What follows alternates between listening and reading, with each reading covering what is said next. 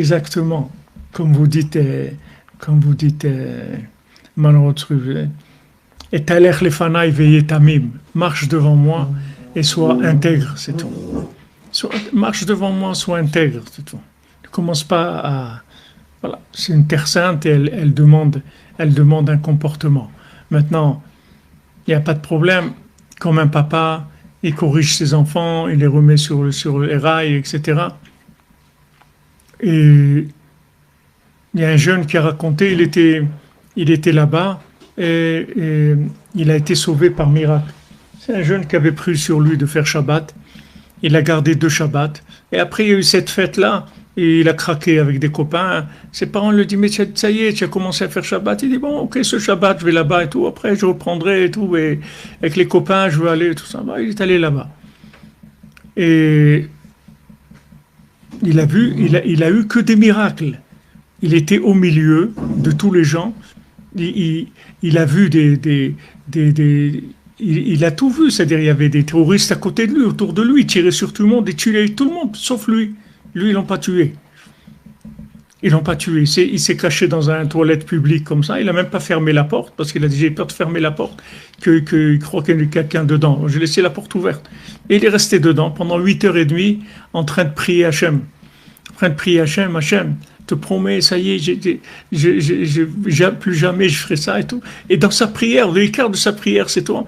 Il dit, Hachem, je veux pas que mes parents aient de la peine. Je veux pas qu'ils aient de la peine. Surtout, sauve-moi pour ça. Je veux pas imaginer la peine qu'ils vont avoir mes parents si je me fais assassiner. C'est l'écart de sa prière, c'était ça.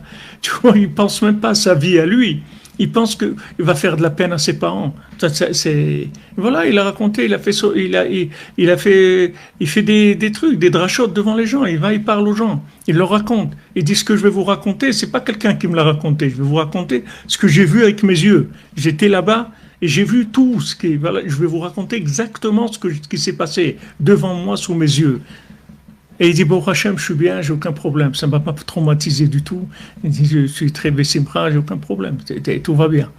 Mais là, on voit, voilà, il a gardé 2 Shabbats. Et lui, il dit, voilà, j'ai gardé 2 Shabbats, ils m'ont sauvé. C'est écrit. Et Loulé, Shamrou Israël, j'étais Shabbatot, Miad Hayoni Galim. S'il est venu Israël, il gardait 2 Shabbats, tout de suite, ça serait la Géoula. Le kibbutz. Le kibbutz, c'est quelque chose qui vient des communistes. Ça n'existe pas, le kibbutz. Ça vient des kolkhozes, des trucs. C'est des modèles communistes. Ça n'a rien à voir avec la Torah. Eretz Israël, c'est un pays de Torah. Y a pas, c'est tout. Hachem, maintenant, il veut nous faire avancer.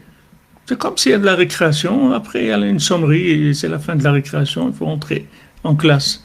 Là, la sonnerie elle est un peu forte. Mais c'est ça. Allez, rentrez à la maison. D'abord, soyez ensemble, tous et tout.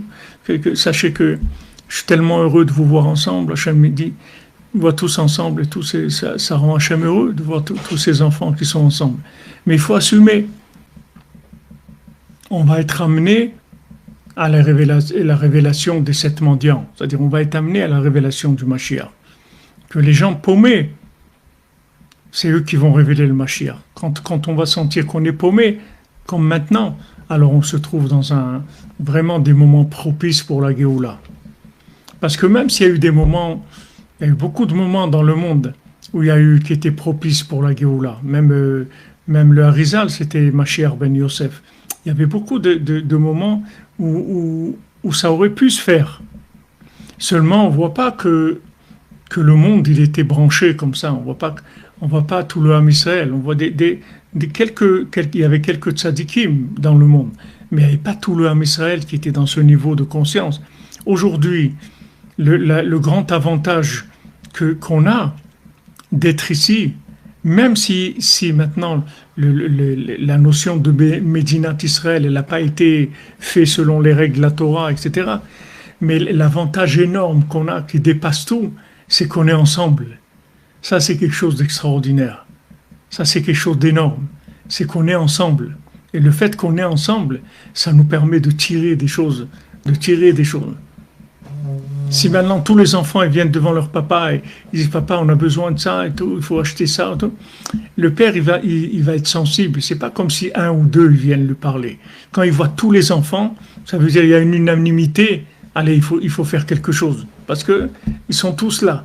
C'est-à-dire le côté qu'on est tous réunis, ça c'est énorme. C'est quelque chose d'énorme qu'on a gagné dans ça, dans la Aliyah, de venir habiter en Eretz Israël. Même si les structures, ce sont des structures qui sont à moitié profanes, à moitié religieuses, etc., qu'il y a une liberté, chacun fait ce qu'il veut, mais le fait qu'on est réunis, ça c'est un atout énorme. Et ça valait le coup, tout ce qu'on a passé et tout, pour être réunis. Parce que le fait qu'on est réunis, c'est des conditions messianiques qu'il n'y a pas eu avant. Avant, il n'y avait pas eu ces conditions messianiques. Il y a eu des moments où le Mashiach il pouvait venir, mais il n'y avait pas le peuple juif réuni en Eretz Israël. Il n'y avait pas ça. Il allait se révéler, mais ce n'était pas dans un contexte comme maintenant. Tandis que là, le contexte, il est extraordinaire pour la révélation du Mashiach. Et on voit que tout se met en place. On voit que on fait rien pour ça. Les choses, elles se mettent en place. C'est pas nous. Nous, on doit faire ce qu'on nous dit de faire. Mais on ne doit pas s'occuper de gérer le problème dans sa généralité. C'est Hachem qui le gère. C'est Hachem qui gère le problème. Nous, on doit faire notre travail, c'est tout. Et on doit avoir le comportement qu'il faut, on doit prendre nos responsabilités, faire ce qu'on a à faire, et ne pas se perdre dans le monde du travail ou le monde de la philosophie ou du monde intello. Il ne faut pas se perdre là-bas. Il ne faut pas se perdre là-bas. Il ne faut pas oublier que tu es un Cohen.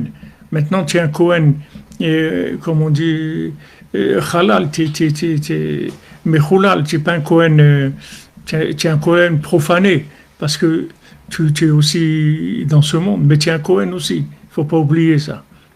Ce côté-là, il ne faut pas l'oublier, parce que ça, c'est le principal. Il ne faut pas l'oublier, il faut le développer, il ne faut pas l'oublier. Et bon, Hachem, bon, Eretz Israël, ça, depuis que ça a commencé à 70 ans, ce côté-là, il ne fait que se développer.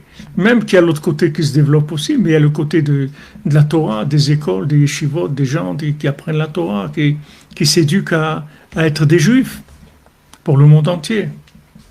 Pour le monde entier, pour le bien du monde.